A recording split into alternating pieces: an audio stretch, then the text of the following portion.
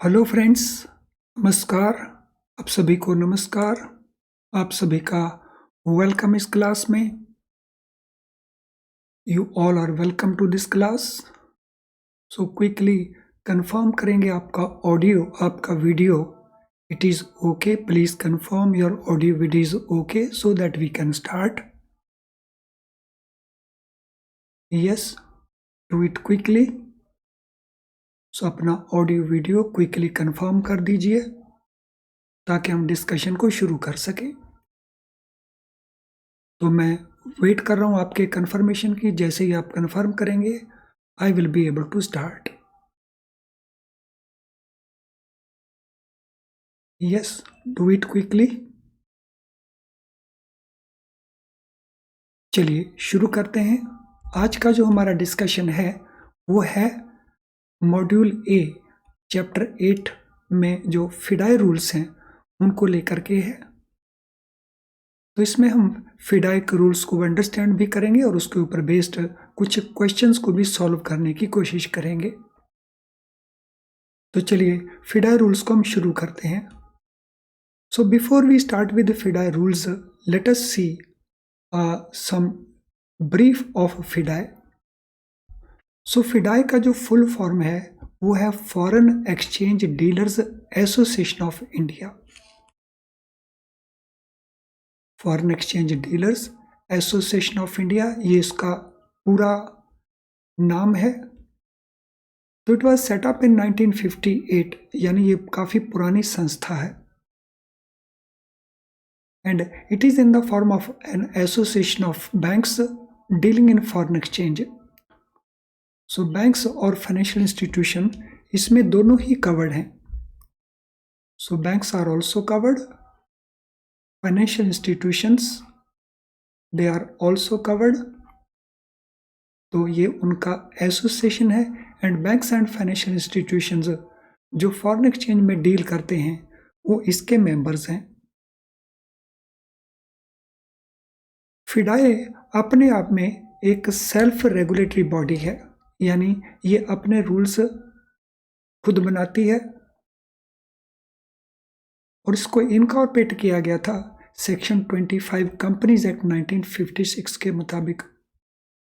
तभी तो companies act 2013 है, previously it was companies act 1956। उसके मुताबिक इसको इनकॉर्पोरेट किया गया।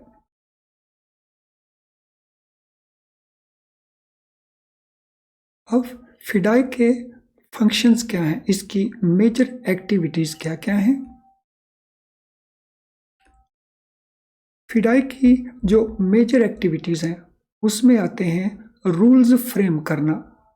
सो फ्रेमिंग ऑफ रूल्स जो inter bank foreign exchange transactions को रिलेट करते हैं। Inter bank foreign exchange business,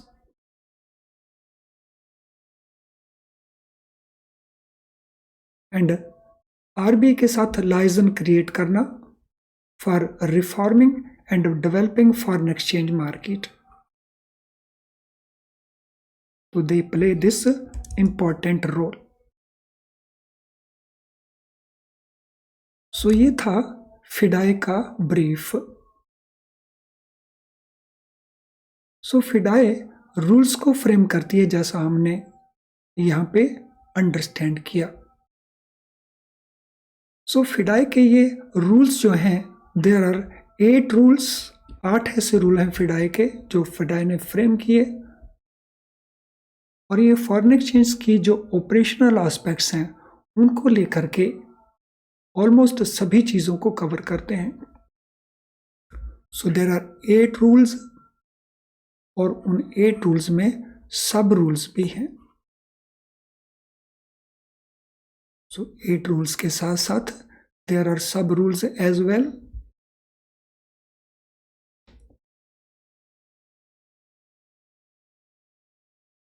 चलिए अब हम शुरू करेंगे इसके जो रूल्स हैं वो कौन कौन से हैं। So first general guidelines. So rules से पहले जो जनरल गाइडलाइंस हैं उनको देखेंगे। directives issued by RBI in respect of interest rate on export and import finance shall be adhered to by authorized dealers. सो फिडाई बैंकों को ये एडवाइस देता है कि आरबीआई के जो डायरेक्शंस हैं, आरबीआई के जो डायरेक्टिव्स हैं, किसको लेकर के, इंटरेस्ट रेट्स को लेकर के,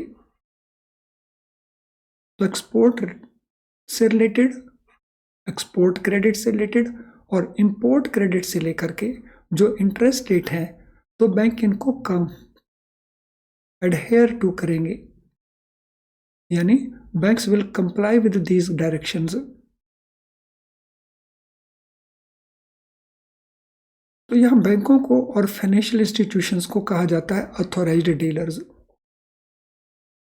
सो शॉर्ट में हम एडी वर्ड भी यूज कर सकते हैं। एडी के अंदर हमारे पास बैंक्स भी आते हैं और एडीज में हमारे पास फाइनेंशियल इंस्टीट्यूशंस आते हैं, और एडी को लाइसेंसिंग करता है Reserve Bank of India. So AD को जो लाइसेंस दिया जाता है that is given by Reserve Bank of India, and based on that licence वो फॉरेन एक्सचेंज बिजनेस को कंडक्ट कर सकते हैं। सो कोई भी संस्था फॉरेन एक्सचेंज को जो बिजनेस है, ट्रांजैक्शन है, उसको कंडक्ट नहीं कर सकते जब तक उसके पास आरबीआई का लाइसेंस नहीं है, तो उनको हम एडीज कहते हैं। Member banks can determine their own charges for various type of foreign exchange transactions. तो जहां तक बात रही चार्जेस की, so there could be different type of charges. तो बैंक्स अपने लेवल के ऊपर फ्री हैं उन चार्जेस को डिटरमिन करने के लिए जो फॉरेन एक्सचेंज की ट्रांजेक्शन्स को रिलेट करते हैं।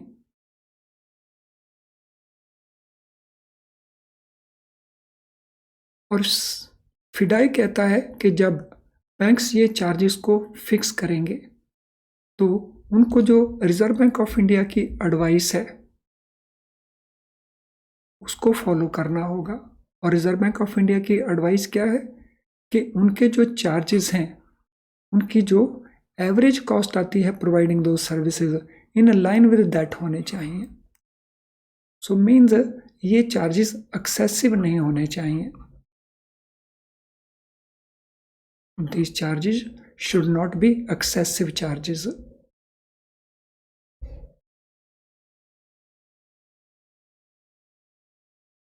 तो ये थी जनरल गाइडलाइंस, और इसके बाद हम जो इंडिविजुअल रूल्स हैं फॉरेन एक्सचेंज ट्रांजैक्शंस के साथ डील करने के लिए, तो उनको हम अंडरस्टैंड करने की कोशिश करते हैं।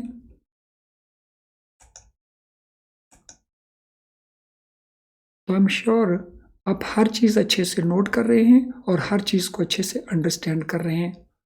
और अगर ऐसा है तो क्विकली आप NQ नो क्वेश्चन को पोस्ट कर सकते हैं, कर दीजिए all of you. So I am sure कि आप हर चीज़ को अच्छे से अंडरस्टैंड कर रहे हैं। If that be the position तो quickly NQ no question type कर दीजिए। So AD banks, they can open standby letter of credit. तो ये भी जनरल गाइडलाइंस का ही पार्ट है। Authorised dealers stand by LCs open कर सकते हैं on behalf of their import constituents.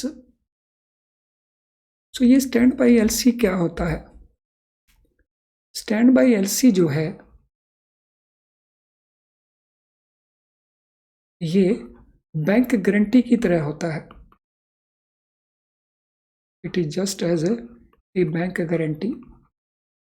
देखने के ये LC है लेकिन practically it is a bank guarantee, and this LC can be issued to importers for importing goods into India, जो foreign trade policy permit करती है। और RBI का सर्कुलर है मार्च 2000 की नोटिफिकेशन, तो उसको कंप्लाई करना होगा। So banks can open stand by LC on behalf of their importer customers.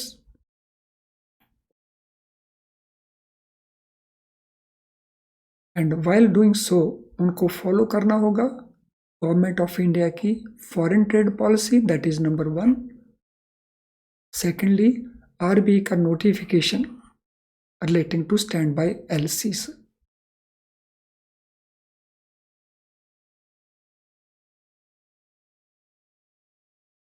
Then और जनरल डायरेक्शन क्या है? Banks should prominently display their card rates for foreign currency. So card rates होते हैं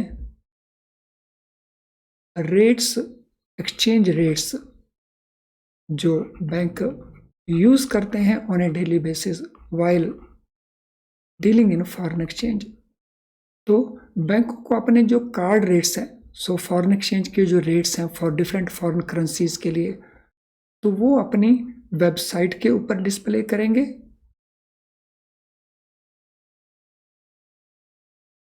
और उनकी जो बी कैटेगरी की branches हैं तो वहाँ पे भी डिस्प्ले करेंगे. सो बी कैटेगरी ब्रांचेज वो हैं जो फॉरेन एक्सचेंज में डीलिंग कर सकती हैं. They are allowed to deal with foreign exchange transactions. तो वो हैं बी कैटेगरी की ब्रांचेज.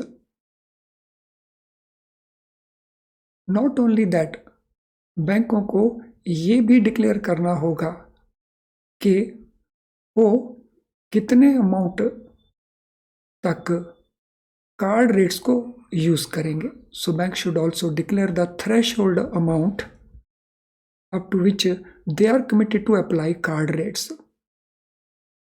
तो कितने अमाउंट तक वो कार्ड रेट्स को यूज करेंगे, सो बैंकों को ये डिक्लेरेशन भी देना होगा.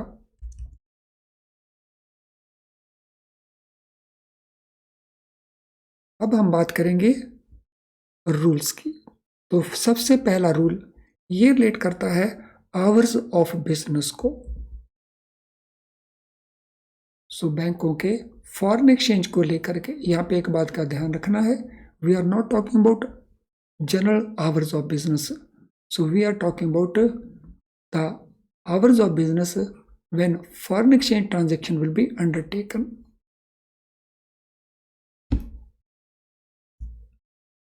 सो इनसे रिलेटेड रूल्स क्या क्या हैं? So normal market hours for foreign currency and Indian currency transaction in interbank foreign exchange markets as well as client transaction in India would be from 9 a.m. to 5 p.m. Indian Standard Time on all working days. Important point है कि जितनी भी interbank foreign exchange transactions हैं, interbank foreign exchange market है और जो भी उनकी क्लाइंट ट्रांजैक्शंस हैं इंडिया के अंदर, उनका टाइमिंग रहेगा 9 a.m. to 5 p.m. And this will be on all working days. जितने भी वर्किंग डे बैंकों के हैं, तो ऑन ऑल वर्किंग डेज ये नॉर्मल मार्केट आवर्स रहेंगे. फॉरेन करेंसी और इंडियन करेंसी की जो ट्रांजैक्शंस हैं. So this is sub rule 1 of rule 1. Second, ADs may undertake customer and interbank transaction on all working days beyond normal market hours also. So ADs को power दिया गया है कि अगर ADs चाहें, हालांकि वो ट्रांजेक्शन्स रिस्क वाली हो सकती हैं, so they can undertake customer transactions and interbank transactions on all working days even beyond normal market hours. Normal market hours हमने यहाँ पे नोट किए थे. तो this could be beyond normal market hours. हालांकि they will be exposed to foreign exchange risk in that case. उनको power दी गई है, but at the same time अगर वो बैंक ऐसा करते हैं तो उनको फॉरेन एक्सचेंज रिस्क भी मैनेज करना होगा. Transactions with persons resident outside India through their foreign exchange branches and subsidiaries may also be undertaken on all working days beyond normal hours. तो बैंकों की जो फॉरेन ब्रांचेस हैं या सब्सिडरीज हैं,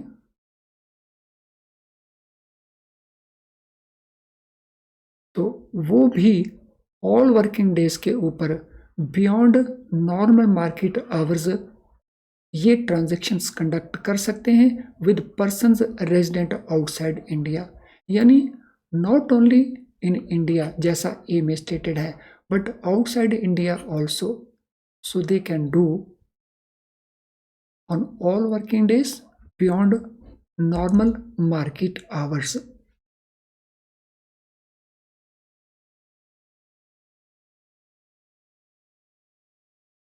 However, value cash transactions may be undertaken only up to 5 p.m. except in case of individual persons. So जो value cash transactions हैं वो ट्रांजेक्शन्स वो ओनली अप टू 5 p.m. करेंगे वैल्यू कैश ट्रांजेक्शन्स को।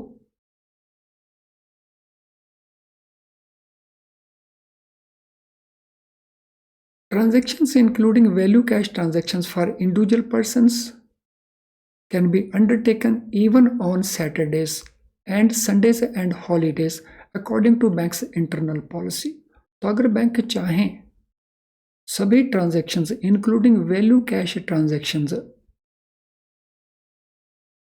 Individual persons के लिए, not for the corporates and non individuals के नहीं है, और इंडिविजुअल में जॉइंट अकाउंट होल्डर्स भी आ जाएंगे और प्रोप्राइटरी फर्म्स भी आ जाएंगी, तो इन ट्रांजैक्शंस को इवन सैटरडेज को, इवन संडेज को और हॉलीडेज को भी कैरी किया जा सकता है, प्रोवाइडेड उसके लिए बैंक का बोर्ड अप्रूव्ड पॉलिसी होनी चाहिए।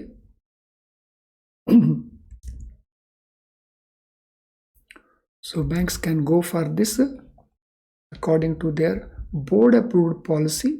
So वैल्यू कैश ट्रांजैक्शंस वो कंडक्ट कर सकते हैं इवन ऑन सैटरडेज, संडेज या हॉलीडेज।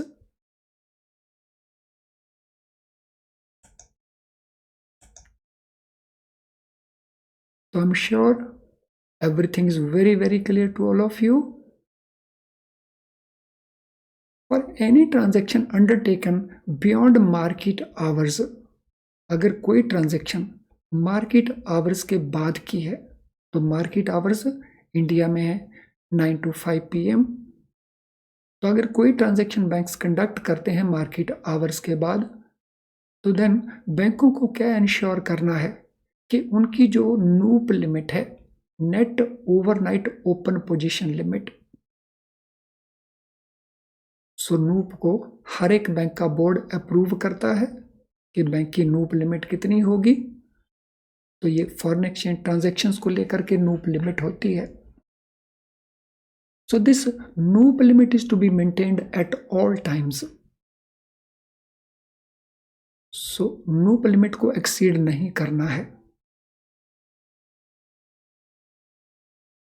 तो जो भी ट्रांजैक्शंस वो आफ्टर मार्केट आवर्स करेंगे, तो those transaction also remain within their NOOP limit which is approved by their board. उनके बोर्ड ने जो लिमिट अप्रूव किया है। Spot rate roll over for foreign currency Indian transactions will take place at 12 midnight Indian standard time. So spot date का जो roll over है, यानी next date जो आ जाएगी, so foreign currency Indian transactions, तो it will happen at 12 midnight Indian standard time, यानी उसके बाद नेक्स्ट डे शुरू हो गया ये मान लिया जाएगा। For the purpose of foreign exchange business, Saturday will not be treated as a working day. This is important. तो हमारी बैंक ब्रांचेस में alternative Saturday is observed as holiday and some Saturdays are observed as working day। लेकिन foreign exchange business के purpose के लिए Saturday को हम working day treat नहीं करेंगे, because internationally Saturday is a closed day. Now non holiday हम किसको कहेंगे? So this is important term. So non holidays हम कहेंगे उन हॉलीडेज को which are known at least 3 working days before date. So date से पहले जिस डेट का हॉलीडे है, अगर कोई हॉलीडे उससे 3 दिन पहले उसकी जानकारी है, डिक्लेयर की जा चुकी है, तो उसको हम कहेंगे नॉन हॉलीडे। सो इसमें क्लियर 3 डेज होने चाहिए और वो भी working days, not calendar days, before that date. तो अगर 16th डेट को नॉन हॉलीडे हमने के तौर के ऊपर क्लासीफाई करना है, तो इसके बारे में जानकारी होनी चाहिए 13th को, प्रोवाइडेड 13th के बाद सारे के सारे वर्किंग डेज हैं। और अगर ये 13 के बाद जानकारी मिलती है, 16th को हॉलीडे, 13th के बाद जानकारी मिलती है, तो फिर उसको not a non holiday category में डाला जाएगा। तो उसको हम कहेंगे सडनली डिक्लेयर्ड हॉलीडे। तो non holiday means information about which was known at least 3 working days before। और अगर ये 3 वर्किंग डेज से कम है तो it will be taken as suddenly declared holiday. तो उसको हम सडनली डिक्लेयर्ड हॉलीडे कहेंगे।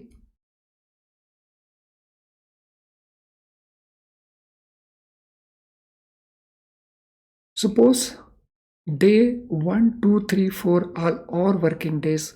If day 4 is declared as a holiday on or after 1st, it will be suddenly declared holiday।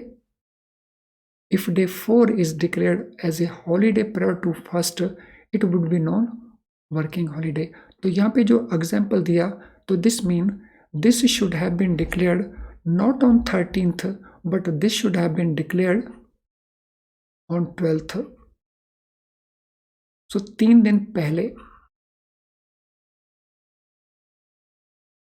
तो अगर 1, 2, 3, 4 ये ऑल वर्किंग डेज हैं और day 4 को अगर हमने हॉलीडे डिक्लेयर करना है, तो ये हॉलीडे ऑन और आफ्टर अगर 1st को डिक्लेयर किया जाता है, यानी ये पहली तारीख से 1st डेट से पहले डिक्लेयर हो जाना चाहिए, only then it will be treated as a non holiday. यानी between non holiday and date of declaration there must be 3 clear working days। चलिए फ्रेंड्स, अगर आपका लाइक डिसलाइक रहता है, क्विकली लाइक डिसलाइक को कंप्लीट कर देंगे सो दैट हम सेशन को कंटिन्यू करें। यस, बहुत सारे स्टूडेंट्स हैं जिनका लाइक डिसलाइक अभी तक नहीं हुआ है, सो वो लाइक डिसलाइक को कंप्लीट कर देंगे। और आपके क्वेश्चंस जो हैं वो आप कमेंट बॉक्स में भी टाइप कर सकते हैं। So you can type your questions in the comment box. At the same time ये इन्फॉर्मेशन जो राइट साइड में अवेलेबल है, तो ये इन्फॉर्मेशन आपके काम की हो सकती है। इस सारी इन्फॉर्मेशन को रीड करिए और in case of need you can take the benefit also. चलिए अब हम कुछ क्वेश्चंस को करेंगे जो फिडाई रूल्स के ऊपर बेस्ड हैं। According to FEDAI rules, what should authorised dealer adhere to in respect of interest rate on export and import finance.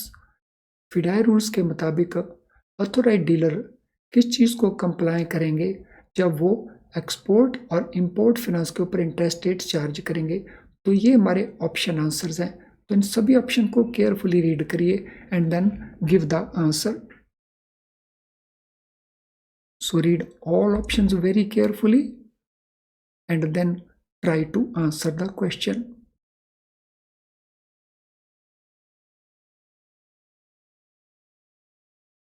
सो ये है रिजर्व बैंक ऑफ इंडिया की डायरेक्शंस जिनको बैंकों को फॉलो करना होता है. What are authority dealers permitted to do in regard to standby LCs for importing goods into India? AD को क्या परमिट किया है कि वो stand by LC for import into India उसके लिए इशू कर सकते हैं. तो ये हमारे पास उसके ऑप्शन आंसर्स हैं. ADs can not do this. ADs can do this subject to adherence of guidelines issued by FIDI. ADs can do this provided वो मिनिस्ट्री ऑफ फाइनेंस की गाइडलाइंस को फॉलो करें. ADs can do this provided वो foreign trade policy की guidelines को follow करें. तो इसमें हमारा जो आंसर है वो बनेगा बी और उसके साथ साथ डी, क्योंकि जो भी स्टैंड बाई LC इशू किए जाएंगे उसमें फॉरेन ट्रेड पॉलिसी को भी फॉलो करना होगा. तो यहाँ पे जो हमारा आंसर आएगा तो that will be B and D both. Next question.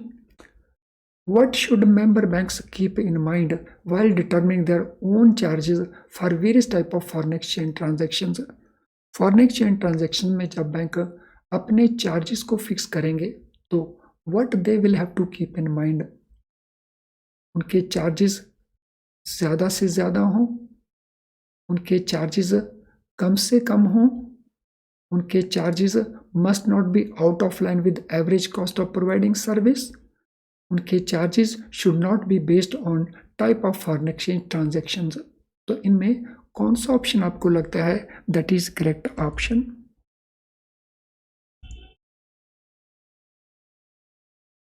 तो उनके जो चार्जेस हैं so they should be not be out of line with their average cost. उनकी जो एवरेज कॉस्ट आ रही है उसके लाइन इन लाइन विद होने चाहिए. What should banks do in regard to their card rates for foreign currencies? सो बैंकों के जो कार्ड रेट्स हैं फॉरेन करेंसी के उनके बारे में बैंकों को क्या करना चाहिए? Bank should not display, bank should declare threshold amount beyond which they are committed to apply card rates. Bank should not declare threshold amount up to which they are committed. Bank should not display their card rates on their B category branches. तो इनमें most appropriate answers कौन से बनते हैं? Question number 4 के लिए उनको जो अपने कार्ड रेट्स हैं वो किस अमाउंट तक अप्लाई करेंगे तो वो थ्रेशोल्ड उनको बताना पड़ेगा. यानी यहाँ पे आंसर बी जो है that is the correct answer. Question number 5. Where can information regarding foreign exchange related programs, exchange rates advice at various times, important circulars issued by FIDI etc. should be found? तो FIDI के द्वारा जो important circular issue किए जाते हैं regarding foreign exchange related programs, exchange rate advised at various times, तो ये कहाँ पे मिलते हैं? RBI वेबसाइट के ऊपर, मिनिस्ट्री ऑफ कॉमर्स की वेबसाइट के ऊपर, फॉरेन ट्रेड पॉलिसी वेबसाइट के ऊपर या फिडाई वेबसाइट के ऊपर. तो ये सारे मिलते हैं फिडाई वेबसाइट के ऊपर. What does FEDAI reference to authorised dealer refer to? So जब फिडाई ऑथोराइज्ड डीलर वर्ड को यूज करता है तो इसमें कौन कौन इंक्लूड होते हैं? So what does FEDAI reference to AD refer to? AD category banks and other financial institutions जो फिडाई के मेंबर्स हैं, या AD banks and other financial institutions जो फिडाई के मेंबर्स हैं. सो ये ऑप्शन कैटेगरी 1 की है, ये कैटेगरी 2 की है. All authorised dealers category 3 banks and financial institutions who are members of FEDAI, या all authorised dealers who are not members of FEDAI. तो इसमें कौन कौन से लोग आते हैं फिडाई का जो रेफरेंस है ऑथोराइज्ड डीलर्स को लेकर के? तो इसमें हमारे पास जो कैटेगरी 1 के डीलर्स हैं तो फिडाई उनको रेफर कर रहा होता है. तो उसमें बैंक्स भी हैं और फाइनेंशियल इंस्टीट्यूशंस भी हैं. So question number 7. When does spot rate rollover for foreign currency into Indian currency transaction take place? So foreign currency के पॉइंट ऑफ व्यू से जो स्पॉट डेट का रोल ओवर है, यानी अगली स्पॉट डेट आ जाती है, डेट चेंज हो जाती है, तो वो at what time it takes place? Market opening hours next working day को, 5 PM on all working days, 12 midnight Indian standard time, या इनमें से कोई भी नहीं है। तो ये रोल ओवर होता है at 12 midnight Indian Standard Time. What is non-holiday according to Rule 1.4? फिडाई का रूल 1.4 के मुताबिक नॉन हॉलीडे हम किसको कहेंगे? सो नॉन हॉलीडे हम कहेंगे holiday that is known at least 3 working days before the date, और a holiday that is declared on the same day, a holiday that is declared after working day has ended, and none of these. तो किसको हम कहेंगे non holiday? तो non holiday हम कहेंगे which is known at least 3 working days before. तो यहाँ पे हमारा आंसर आ जाएगा ए, तो उनको हम कहेंगे नॉन हॉलीडे। और अगर वो 3 दिन पहले डिक्लेयर नहीं की गई तो फिर हम उसको कहेंगे suddenly declared holiday. Well friends, इसके साथ हम इस सेशन को वाइंड अप करते हैं। For other session we will continue in other videos. Thank you friends, all the best.